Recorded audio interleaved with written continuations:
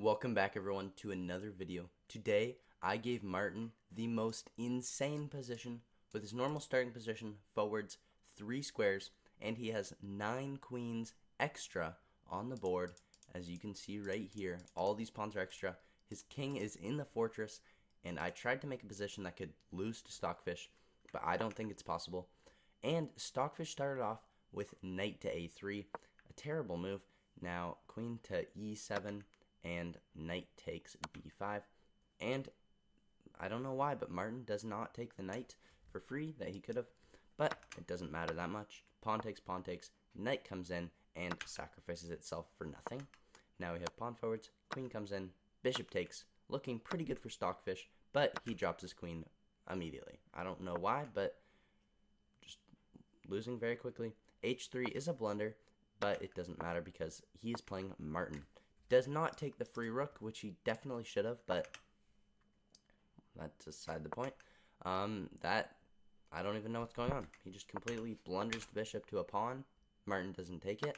Martin is still up 76 points of material, but drops the queen back and decides to rearrange the pieces for no reason. We have queen sliding over. Now rook goes forwards, queen comes into a2, and rook goes to d1. I don't know why Martin wouldn't take here, but doesn't matter. We have rook sliding to f3 and queen dropping back. Martin rearranging the pieces for no reason. We have queen taking on e4. Bishop takes, queen takes. Now rook slides over. We have queen jumping into f3 and c7. Wow. Rook goes to d3 and now rook to b8. f3. Queen drops back. Rook slides to h2. I think Martin might go for the connect 4 with the queens, but he actually decides not to. We have Martin saving his rook, Stockfish trying to run to the corner with the king, loses a knight somehow, and sacrifices a rook. Martin does not take the rook. Instead, Martin takes the pawn, and now slides the queen onto b7. We have king going over, queen goes over. I don't know how Martin does not win this with this many queens. We have insane Alekin's gun. If you know what that is, it's when you line both your rooks and a queen up, but Martin has 4 queens. So he has 4 queens and 1 rook on the same file, and just decides to keep maneuvering the pieces. We have the queens coming in, and now this rook is hanging. But Martin does not let it go this time. Takes it, and now rook to d2, and Martin should definitely take, but he doesn't, and loses the queen. Now the queen slide over, and Stockfish just sacrifices the rook, and now rook to d3, queen drops back, and now rook to d2. And now he just plays connect 5, and Stockfish runs to the corner.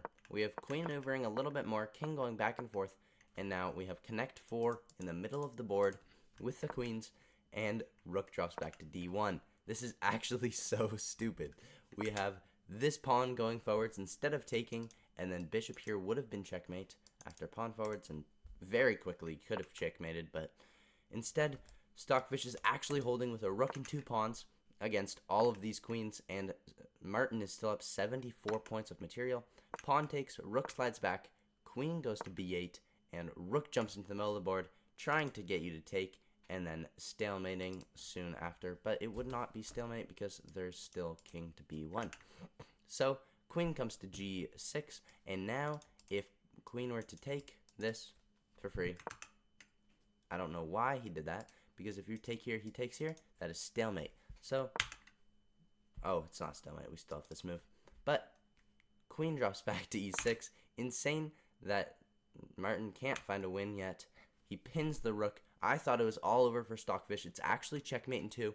But after rook to c2, we have queen to e8, and now king drops back, and you guessed it, stalemate after queen takes c2.